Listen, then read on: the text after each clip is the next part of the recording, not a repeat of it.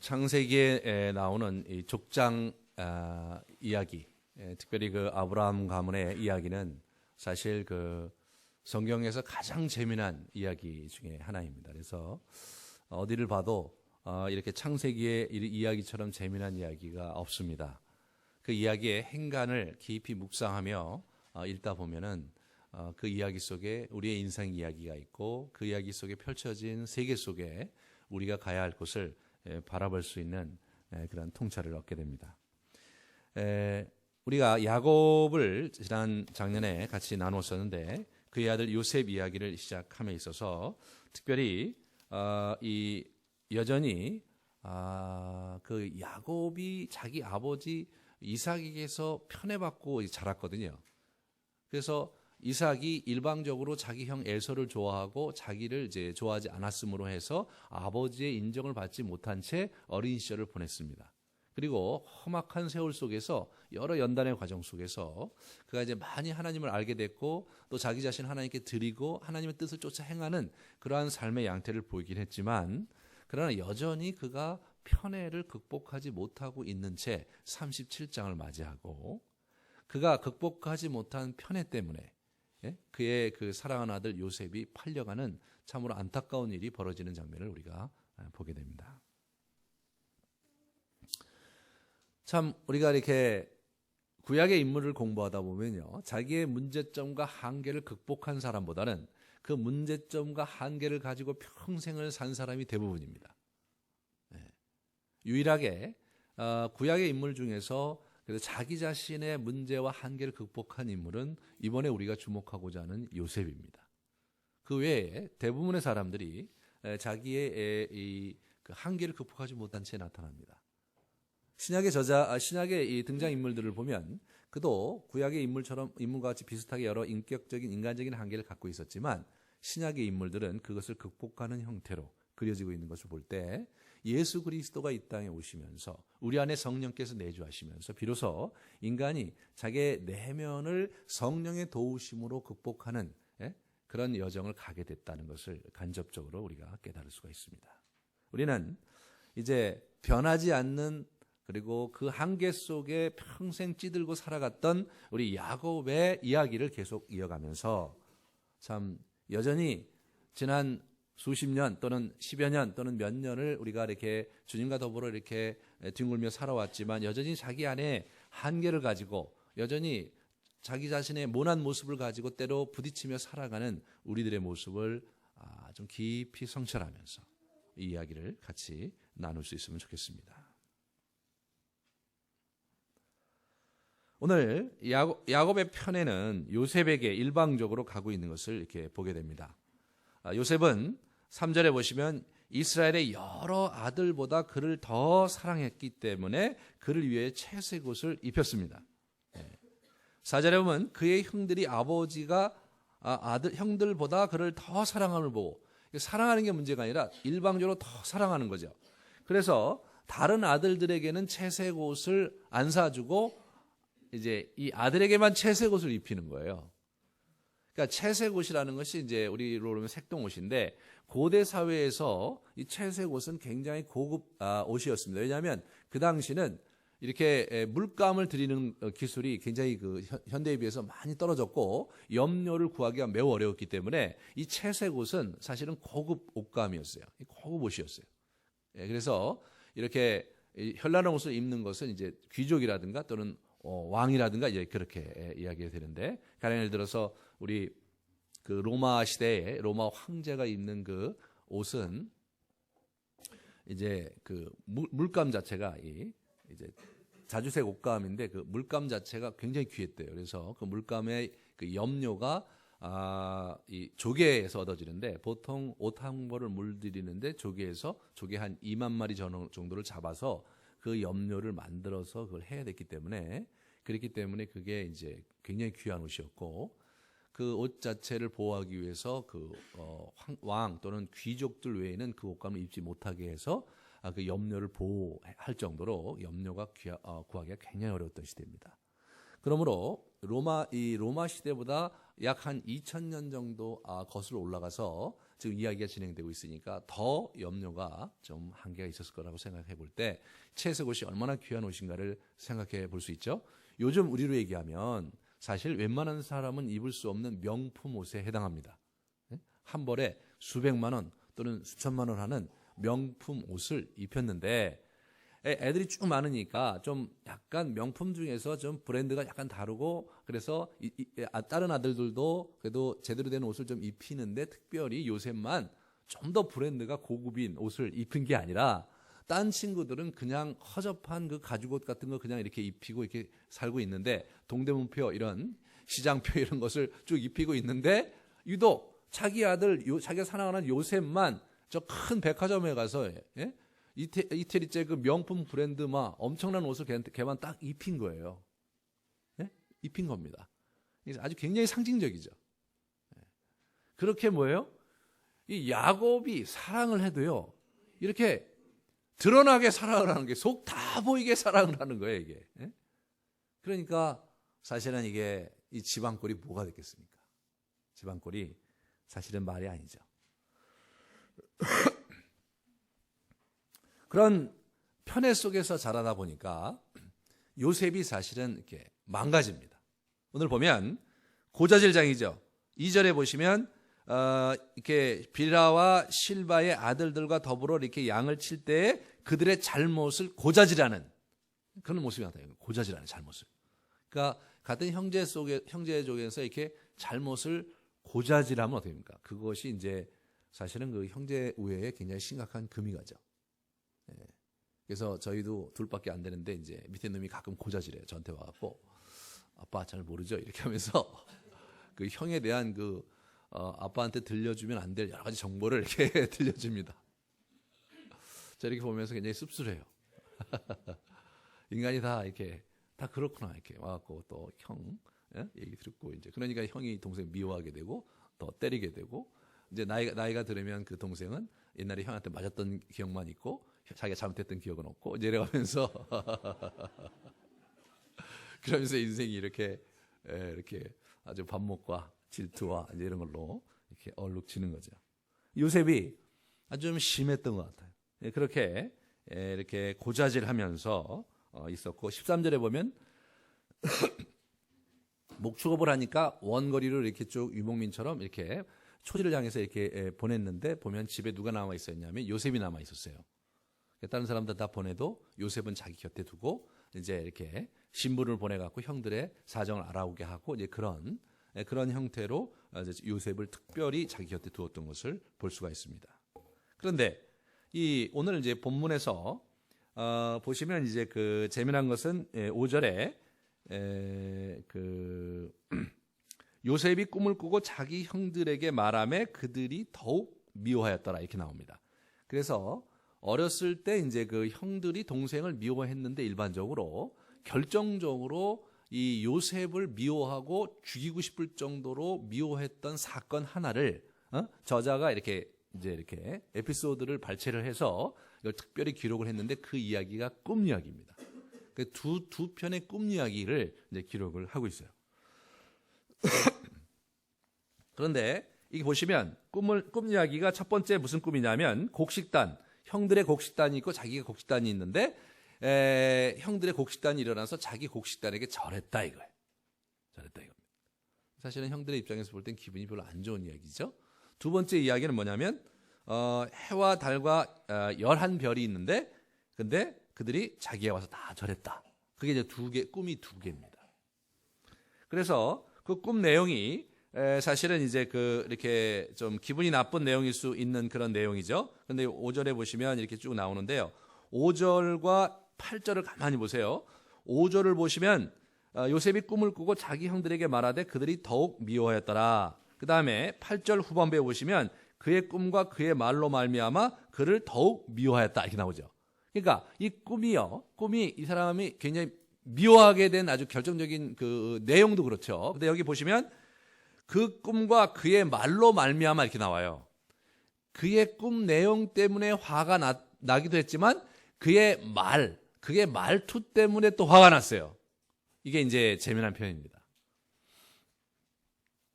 그러면 말투가 도대체 어떻길래 그러느냐? 이 말투가 사실은 이제 오늘 우리 개혁 성경에는 그거를 다 뺐어요. 근데 실제로 이제 그 직역한 그 NASB 그런 성경에 보면 원어에 이렇게 감탄사로 쓰여진 힘내라는 그런 단어가 있는데 중간중간에 쓰였거든요. 그거를 이제 뺐는데 실제로 이제 영어 성경에 behold, lo 뭐 이런 형태로 이제 이렇게 번역이 됐는데요. 그것이 계속해서 이제 반복되는 걸 보게 됩니다. 다시 말해서 뭐냐면 7절에 이제 이게 힘내가 우리나라 말로 여보들 있잖아요. 뭐 이렇게 얘기하는 표현이에요, 이게. 그런 표현이 3번이나 나와요, 이게. 그러니까 이게 꿈을 이제 6절에 보시면 요셉이 그들에게 이르되 청하건대 내 꿈 얘기를 들으시오 이렇게 얘기하면서 우리가 밭에서 곡식단을 묶더니 이 얘기할 때 이게 뉘앙스가 어떤 거냐면 형들 있잖아요, 들어봐요. 내가 있잖아요, 밭에서 단을 이렇게 모으고 있었고 형들도 단을 하고 있었는데 글쎄 말이에요 이렇게 하면서 글쎄 말이야 형들의 단이 벌떡 일어나더니 되게 절하는 거 아니야? 그래서 막 기뻐하는 거예요. 이거를 얘기할 때요 똑같은 얘기라고 하더라도 형 좀 내가 이상한 꿈을 꿨는데 그게 무슨 꿈이냐?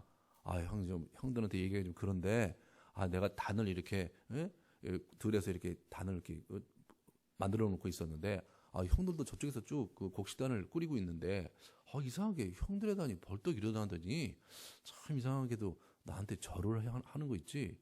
참 형들 보기에 좀 미안한데 좀 그랬어. 이렇게 얘기하는 것과 형들 있잖아. 형들의 단이 벌떡 일어났고 와 내가 절하는 거 있었어. 절하는 거 와 대단한 꿈이었어. 막 이렇게 얘기하면 기분이 확 하죠. 기분이 확 합니다. 그러니까 이게 뭐냐면 그 꿈 내용도 지금 가뜩이나 이 친구가 지금 미운 털이 박혔는데 꿈 내용도 지금 형들에게 굉장히 기분이 나쁜데요. 꿈을 얘기하는 어투도 굉장히 이들에게 있어서 아주 속상해하는 그런 형태로 얘기가 된 거예요. 그러니까 그 꿈과 그 말 때문에 미워하게 된 거예요, 이게. 그런데 9절의 문제는 꿈을 다시 꾸게 된 거예요. 또 다시 꿈을 꿨는데 그 형들에게 말하되 이렇게 나오죠. 내가 또 꿈을 본 적 이렇게 나오죠. 보통요 일반 사람 같으면 이제 한번 꿈 얘기를 했는데 형들 있잖아. 막 내가 꿈을 꿨는데 형들의 달이 진짜 나한테도 전화하더라, 끝내주더라, 막 이렇게 얘기를 했는데 형들이 11명이 듣고 있다가 얼굴이 이제 맛이 확 가면서 말해요.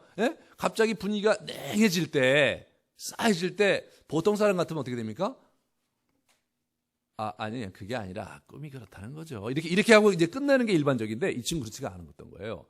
두 번째 꿈 얘기도요, 그 힘내라는 그 감탄사가 계속 나오는 거예요. 그게 뭐냐면 첫 번째 꿈 얘기할 때 그 호들갑스러운 뉘앙스가 두 번째 꿈 얘기할 때 그대로 반영되고 있어요. 그러니까 이 친구의 어조와 이 친구의 이런 형들에 대한 태도와 얘기를 하는 그런 품새가 하나도 안 바뀐 거예요. 그러니까 이제 9절에 보시면 다시 꿈을 꿨는데 형들에게 말하 이르되 내가 또 꿈을 꾼즉 해와 달과 11별이 내게 절하더이다 이렇게 나오죠. 그런데 10절에 보시면 그가 꾼 꿈을 아버지와 형들에게 말하다 이렇게 나와요. 그러니까 9절과 10절이 좀 다른 것은요, 9절은 먼저 형들에게 얘기했어요. 형들이 막 호들갑스럽게 얘기하는데 형들의 반응이 안 나와요. 무슨 반응을 했겠어요? 아주 그냥 마음이 그냥 기분이 확 상하있죠. 그러니까 이 친구가 형들한테 얘기해갖고 반응이 없으면 가만히 그냥 뭐 이렇게 마친 게 아니라 이번엔 뭐예요?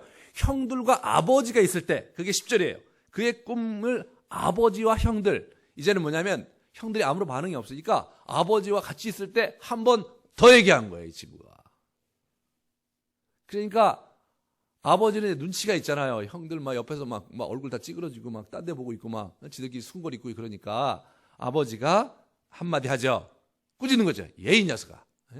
그러면 네 형들과 나하고 네 애미가 그래 거기 가서 너한테 절한다는 건 네가 왕이고 우리가 뭐 너에게 절한다는 거냐? 말도 안 되는 소리 하지 마라. 이거 윽박질러요. 제가 볼 때 이 아버지가 이 요셉이 그 형들한테 지금 이렇게 분위기가 쌓여지니까 그렇게 한 거죠. 하지만 뭐예요?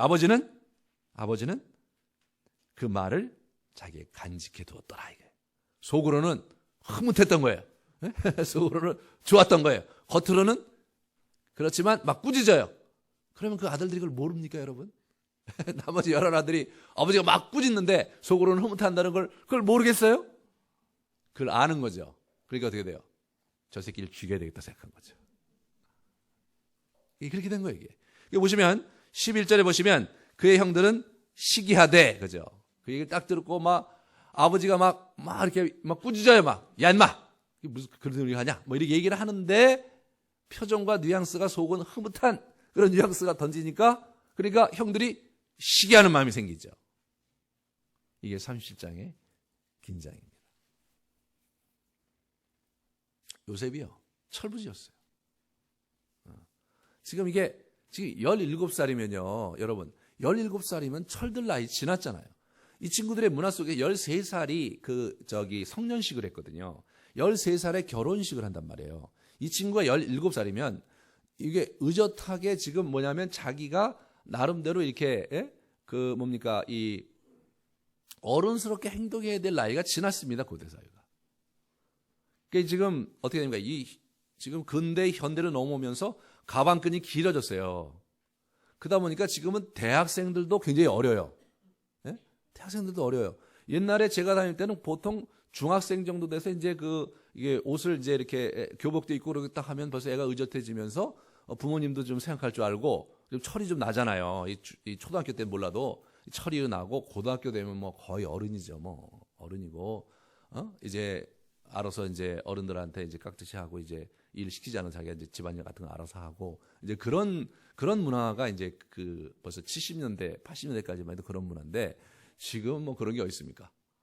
지금은 이제 심지어는 이제 결혼을 해서도 거의 철이 안 나는 그런 분들이 이제 이렇게 옆에 있어서 부모님들이 굉장히 힘들어하시고 그런 걸 곁에서 봅니다.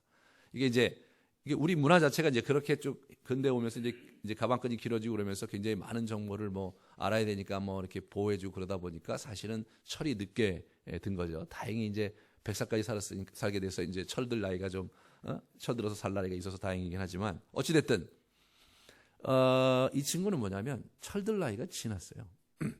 완전히 지났습니다. 그럼에도 불구하고 아직까지 철이 안 들어 있었던 거죠. 그 배경에 뭐예요? 아버지 야곱이 있었던 거예요. 야곱이 애를 감싸고 돌고 싸고 돌고 그러니까 애가 철이 안 들었던 거예요.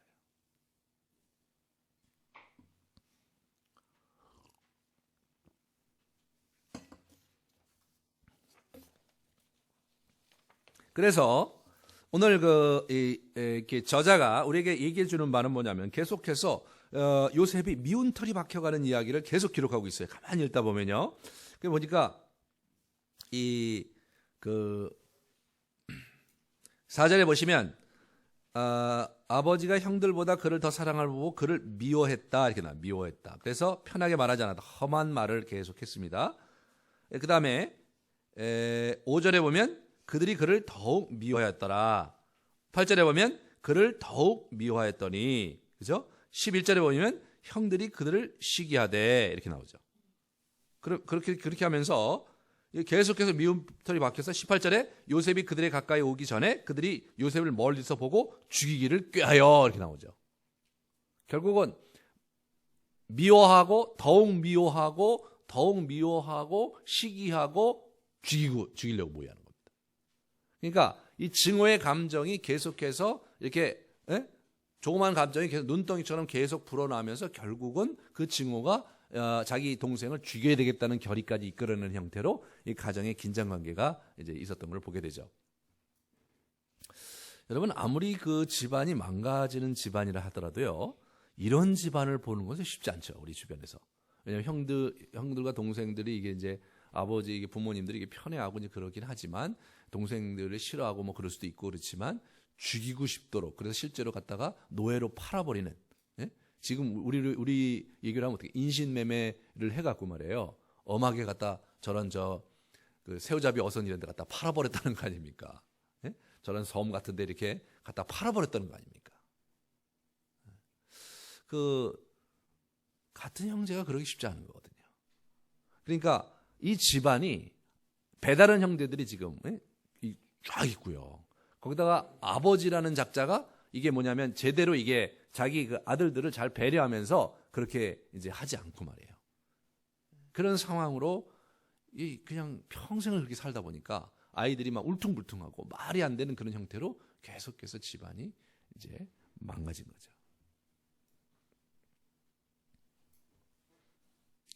실제로 이 집안이 망가진 거 이렇게 보면 좀 안타깝게도 뭐 신앙생활을 열심히 하시고 교회생활을 열심히 하셨는데도 불구하고 집안이 어려운 분들도 계신 거예요. 그걸 좀 이상하게 생각할 그러지 않아야 될 것 같아요. 왜냐하면 이게 우리가 이게 이 자기 안에 있는 쓴뿌리와 자기 안에 있는 이 모관한 이런 모습들이 이렇게 부딪히면서요. 사실은 그게 그 무의식 중에 아이들에게 그대로 투사되거든요. 이게. 그러니까 우리의 신앙의 연조가 이렇게 깊이 들어가서 그러면서 우리가 뼛속 깊이 변화되기까지는 시간이 좀 많이 걸리고요. 그리고 이제 그거를 이제 제대로 이게 그렇게 영성 훈련하면서 이렇게 하면은 그래도 좀 이게 10년, 20년 가면서 이게 좀 변화가 있겠지만 그런 내면의 그 변화에 깊이 침잠하지 않으면 이게 뭐 20년, 30년 믿는다고 해서 그게 쉽게 변화되지가 않습니다. 사실은 자연스러운 과정을 보시면 어떻게 되냐면 아브라함 가문도 아브라함도 사실은 그런 편애의 당사자가 아브라함이거든요. 사실은 아브라함이 이스마엘을 편애한 데서부터 이 집안 역사가 시작이 되거든요. 그러니까 아브라함부터 사실은 한계가 있었던 사람이었고 요셉에 이르러서 완성이 일어납니다. 그러니까 아브라함, 이삭, 그 다음에 야곱, 요셉 3대가 가서야 이 때가 벗겨지는 거죠. 3대가 가서요. 그러니까 마음이 이게 편해지려면 어린 시절부터 아이를 키울 때부터 부모가 마음이 이게 편하고 평강하고 마음이 구겨지지 않은 상태에서 아이를 아주 오래도록 사랑으로 지지해주고 키워야 그 아이가 이렇게 바른 자존감을 가지고 이렇게 살아가기가 쉬운 것 같아요. 그렇지 않고서는 참 어렵습니다. 이게. 성경 인물 중에서도 사무엘 같은 사람도 자기 아들 농사에 실패했거든요.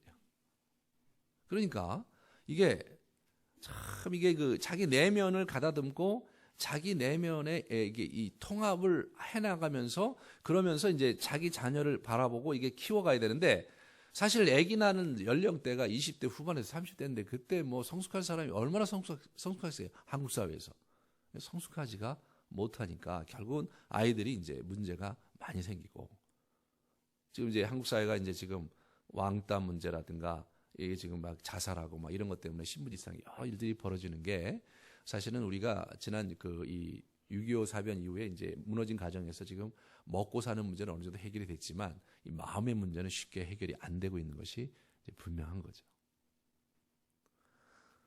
야곱은 평생을 그런 여정 속에 살았기 때문에 자기가 갖고 있는 인격적인 한계를 그대로 갖고 있었어요. 그대로 갖고 있었어요. 그리고 그의 인격적인 한계의 상황 속에서 또 그 아들 요셉과 그 다른 아들들이 아버지의 일그러진 모습 속에서 자기들의 인생도 자기들의 마음도 일그러져 있는 상황 속에 지금 이야기가 펼쳐지고 있는 거죠. 참 안타까운 이야기입니다. 하지만 참 공감이 되는 얘기이기도 하고요. 이 야곱이 그랬고 그 야곱의 가정이 그랬다는 것이 저와 여러분에게 희망과 소망이 되기도 합니다. 하나님께서 그런 가정 속에 역사하셨다는 거죠. 이렇게 신앙생활 열심히 해서 이렇게 품위가 있고 말이에요. 그리고 막 열심히 해갖고 뭐 여러 면에서 막 둥글둥글 해갖고 막 복되고 막 이런 데서 뭔가 귀한 일이 일어났다. 이렇게 되면 이제, 우리 중에 많은 분들이 저를 비롯해서 참, 그냥 뭐 하나님께서 특별히 복을 주신 그런 집안이니까 잘 되는 거겠지 뭐 이렇게밖에 생각할 수가 없고요. 우리가 공감하기가 너무 어려워요. 공감하기 어려워요. 제가 이제 성경을 공부하면서 너무 제가 재밌고 참 감사한 건 뭐냐면 이 사람들의 그 인생 이야기를 리얼하게 그렸다는 거예요. 과장하지 않고 포장하지 않고 있는 그대로 그려줬거든요. 우리가 그래서 깊이 묵상하다 보면 쉽게 우리를 만납니다. 일그러져 있는 우리, 그죠? 가정이 막 굉장히 복잡하고 말이에요. 여러 가지 감정의 굴곡 속에 막 이렇게 있는 그런 가정 속에 자라난 그런 우리가 거기에 있거든요. 그런 가정 속에 하나님의 섭리가 어떻게, 그런 인생 속에 하나님의 손길이 어떻게 그들에게 다가가고, 그러함에도 불구하고 그들의 인생을 하나님께서 어떻게 만들어 가시고 그리고 사용하시는가. 그것이 성경 이야기, 성경이 우리에게 들려주고 싶은 이야기입니다.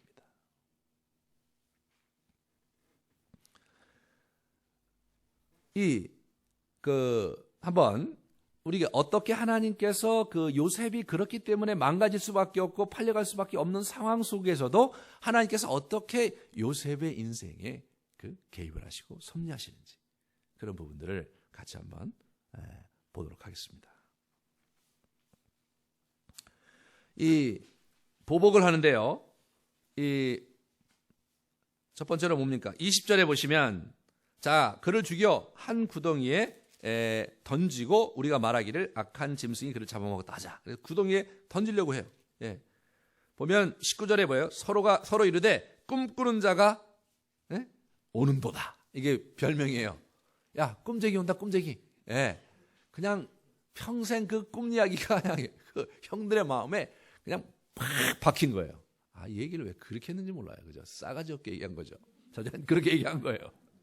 그냥 형들이 마음이 상해갖고 그냥 그 친구 딱 보면 꿈쟁이, 꿈쟁이 막 이렇게 한 거예요. 그러니까 지금 어떻게 됩니까?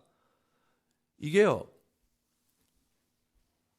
이 친구가 이제 그 도단이라는 곳에 굉장히 먼 곳이거든요. 그곳에 이제 쭉 이제 세겜에서 또 북쪽으로 22km 정도 올라간 곳이래요. 쭉 원래 초지가 좋은 곳이래요, 거기가. 세겜까지 갔는데 거기서 쭉 올라가서 이제 가는 겁니다. 근데 평지니까 멀리서 왔는데 멀리서 보니까 동생인지 안 거예요. 어떻게 알았겠습니까? 채색 옷, 그 명품 옷, 멀리서 보면 딱 드러나는 그 옷. 예?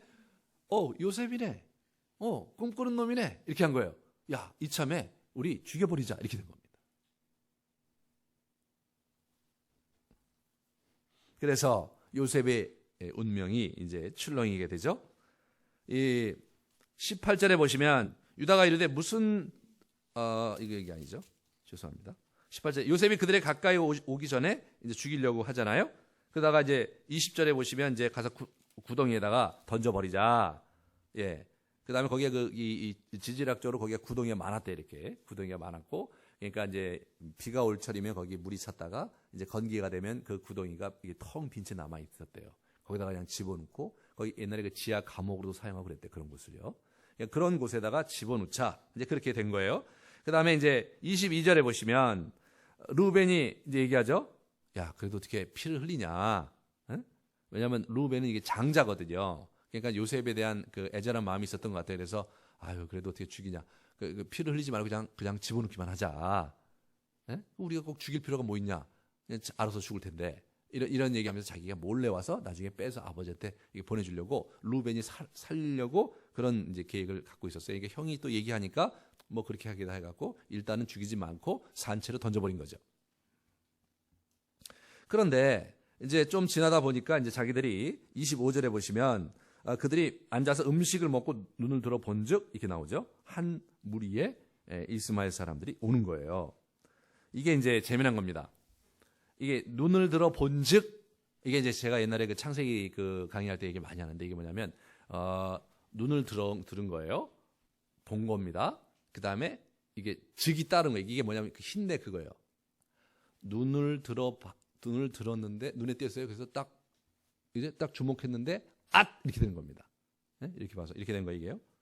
이렇게 하다가 이렇게 눈을 들었는데 뭐 뜨는 거예요. 이렇게 이렇게 되는 거예요. 그러니까 이게 영화로 찍으면 어떻게 되냐면 이게 카메라 앵글이 이렇게 비치다가 이렇게 가다가 이렇게 하면서 클로즈업이 쫙 되는 겁니다. 이게. 그러니까 이제 자기들이 마음이 지금 막상 또 죽이려고 생각해서 구덩이에 놓지만 또 미운 놈이지만 또 막상 그러면 형들이 좀 기분이 지금 그렇지 않겠어요, 지금? 이거 지금 정말 죽여야 되나, 저거. 그냥 놔두고 가야 되나, 저거. 막 이런 마음이 11명 가운데 막 왔다 갔다 했겠죠. 그럼 막 하고 있는데 음식을 그냥 이렇게 막 이상한 마음으로 먹고 있는데 저쪽에 이상한 한때 무리가 온 거예요. 예? 이게 뭡니까? 상단이 오는 거예요. 그들이 한 거예요. 거기서 누가 피를 받냐면 유다가 피를 받는 거예요. 유다가 저거다. 예? 우리가 우리 동생을 죽이지 말고 우리가 저 친구들에게 팔자 말이야. 예? 그럼 돈도 받고 말이야. 예? 그렇게 하는 게 어떻겠냐? 거기 있는 사람들이 다 그렇게 하자고 마음을 모은 거죠. 그게 더 확실한 방법이에요. 그러니까 아버지로부터 요셉을 떼어내서 노예로 팔아버리면 요셉은 거기 가서 이제 어떻게든 이제 예굽에 끌려가면 끝나는 거니까 이제 우리와 상관없는 상황이 되고 아버지한테는 이제 죽었다고 고하면 되고 그러면 자기들은 뭐예요? 죽인 건 아니잖아요. 그러니까 죽이는 것보다 어떤 분이 더 나을 수도 있죠. 왜냐하면 죽였으면 죄책감이 있는데 노예로 팔아갔으면 그냥 평생 이놈의 자식 그냥 고생 직사하게 한번 살아봐라. 매일 그냥 막 저기 뭡니까 이 배짱이처럼 매일 띠까띠까하고 막 들에도 안 나고 아버지 곁에서 막 맛있는 거나 먹고 막 이런 놈인데 한번 노예로 가갖고 죽도록 일해봐라. 막 이런 마음도 있었지 않았겠어요? 그러니까 이제 유다가 그래 그게 더 낫겠다 이거죠. 이게 이제 참 우리 인생에 이런 장면이 이제 있는 거죠. 하나님께서 요셉의 인생에 개입하신 장면이죠. 마침 그때 이게 보무상이 이게 상단이 딱 등장 있으면 상단이. 그래서 이들이 그 아이를 그 상단에 이렇게 해갖고 떠나보내게 되는. 만약 루벤이 있었으면 이게 좀 틀려졌을 것 같아요. 루벤이 있으면 그 장면에서 이제 반대를 하거나 뭐 어떤 형태로 됐겠지만 루벤이 없는 상태에서 일이 이제 그렇게 벌어진 것을 이렇게 보게 됩니다. 그래서 이제 어떻게 되냐면 이 친구들이 그 옷을 가져다가 31절에 보시면요. 요셉의 옷을 가져다가 숫염소를 죽여서 그 옷을 피에 적시고 그걸 아버지한테 갖다 준 거죠. 네. 우리가 가다 보니까 이 피에 물든 이 옷을 발견했는데 아버지 한번 보세요. 이거 이 요셉의 옷 같은데 아버지가 확인해 주세요. 그러니까 아버지가 그 옷을 보면서 어떻게 채색 옷을 보면서 확인하면서 맞다 말이야. 내 아들 요셉의 피다.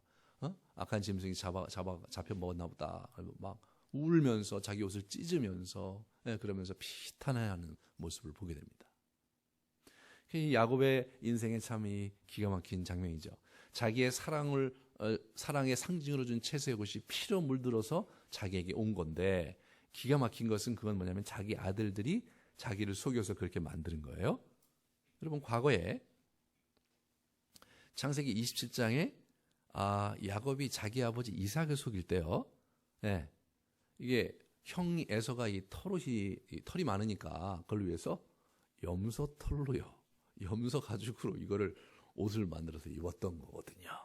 그 염소 시리즈가 시작이 된 거예요. 그 옷, 채색 옷, 그리고 염소 털옷, 그것이 이렇게 연결이 되는. 그러니까 인생이 얼마나 이게 야곱의 인생이 얼마나 이게 짭니까 이게. 자기가 젊었을 때 아버지를 속이기 위해서 염소 털옷을 입고 가서 아버지를 속였는데 이제 자식들이 염소 가죽에 피를 적셔갖고 그 채색옷 염소 피로 적셔갖고 물들인 것을 가져다가 자기가 보면서 자기가 속고 울고 있는. 저와 여러분은 이제 속고 울고 있는 거지만 본인은 막 속고 울고 있는 게 아니라 진짜로 이제 정말 처절하게 울고 있는 것이죠. 이게 야곱의 인생입니다.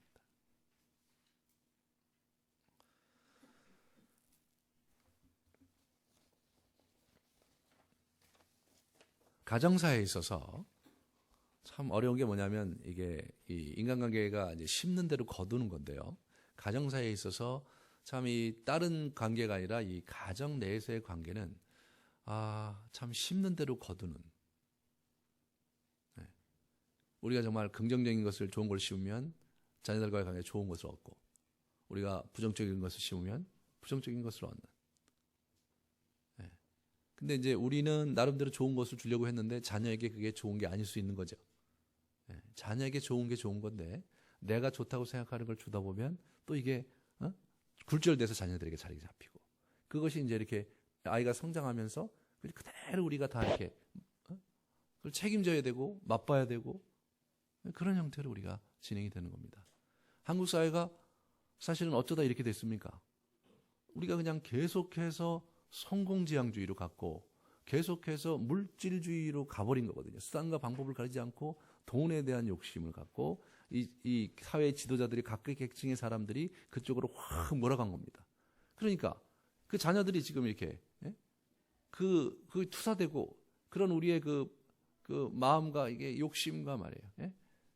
그런 것들이 그냥 투사되면서 아이들이 다 이렇게 병들어가고 있는 거죠. 한국 사회가. 참 불행하다고 저는 생각합니다.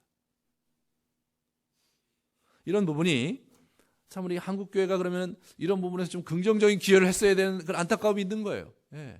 여러분 그 한국 사회에서 이렇게 일주일에 한 번씩 모여갖고 설교 듣고 뭔가 그 의미 있는 이야기를 듣는 집단이 몇이나 됩니까, 이게? 교회밖에 없거든요. 심지어는 뭐 새벽 기도하고 뭐 이런 얘기하면 일주일에 뭐 강론을 이제 어림잡아서 대여섯 편을 듣거든요. 일주일에 대여섯 편을 이렇게 집중해서 이렇게 교육을 받는 것은요, 학교 다닐 때도 안 했던 겁니다, 우리가. 학교에 다녀서 선생님 얘기를 누가 그렇게 열심히 듣습니까? 필요한 것만 듣고 말죠. 예? 우리 막 찬양하고 예배하고 마음을 모으고 또 모아서 집중해서 지금 설교를 듣고 말이에요. 예? 그렇게 하고 있는데 왜 우리가 변화되지 않냐 말이에요, 이게. 우리가 변화되지 않는데 한국 사회가 변화될 수 있겠습니까? 저와 여러분이 변화되지 않는데 우리 아이들이 변화될 수 있겠냐 말이죠. 우리가 스스로 변화되지 않는다면 어떤 일이 벌어집니까? 그 부정적인 대가를 우리 평생에 우리가 책임지고 마음 아파하면서 살아가야 되는 게 인생이더라고요. 인생이더라고요. 그런 면에서 야곱의 인생이 우리에게 주는 의미는 너무 정말 가슴 아프게 다가오는 겁니다.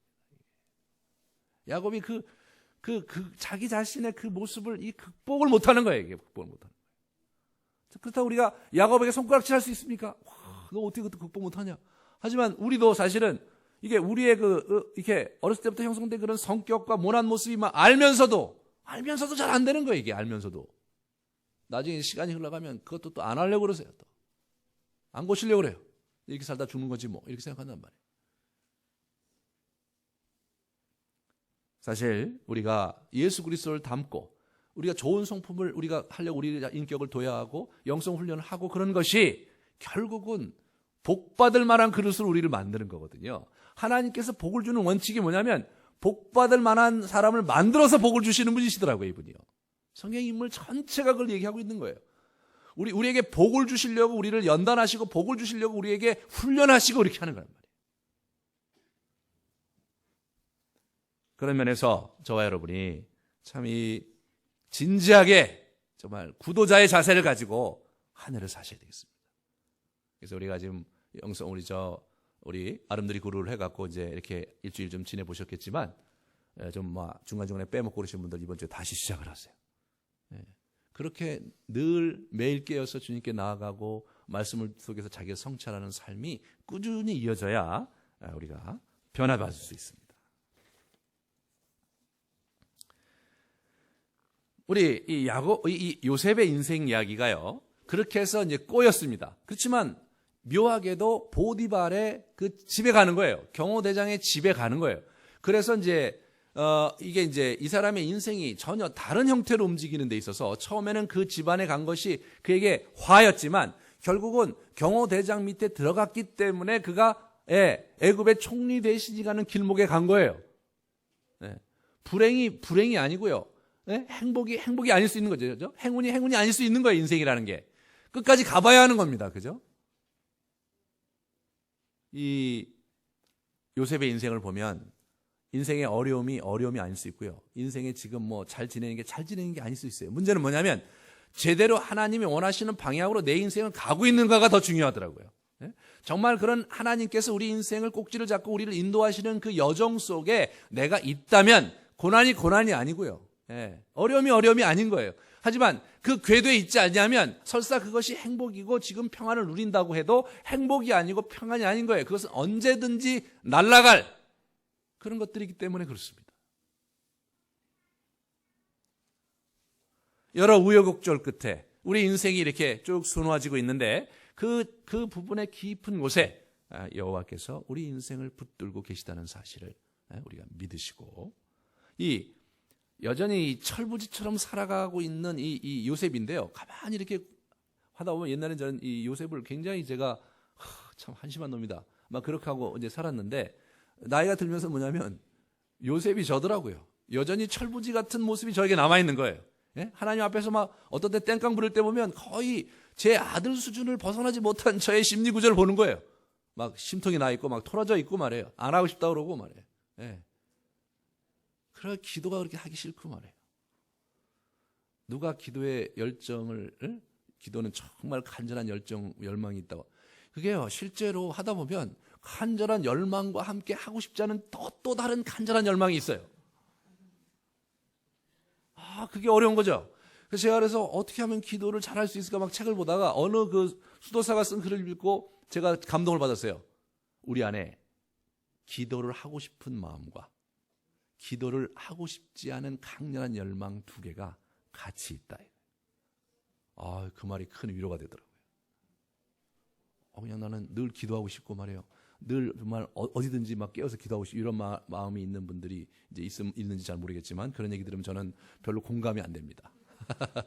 기도하기 힘들지만 그렇지만 내가 그분 앞에 무릎을 꿇고 그분께 나아가는 것이 내가 살 길이므로 그분이 원하시는 것이고 그게 내게 유익이 되므로 의지적으로 그분 앞에 순복하는 삶이 우리에게 필요한 것입니다. 그런 면에서 여러분 이 철부지 이 요셉이 어떻게 주님의 장중에서 변해돼 가는가라는 모습을 우리 같이 보면서 우리의 철부지 같은 우리의 모습을 좀 껍데기를 벗는 이 요셉이 어떻게 돼요? 결국은 형들이 달라붙어서 제일 먼저 한 게 뭐냐면 그놈의 채색 옷을 벗겨버리는 겁니다. 그 채색 옷을 벗겨버려요. 얼마나 꼴보기 싫었으면 제일 처음에 한 게 뭐예요? 옷을 벗겨버리는 거예요. 저와 여러분이 정말 이 철부지의 옷을 벗어버리고 정말 깊은 하나님의 장중에서 그의 나라의 인생 여정으로 우리의 삶을 돌이키는 그런 축복이 이 요셉 이야기 속에 여러분과 함께 하기를 축원합니다. 같이 기도하시겠습니다.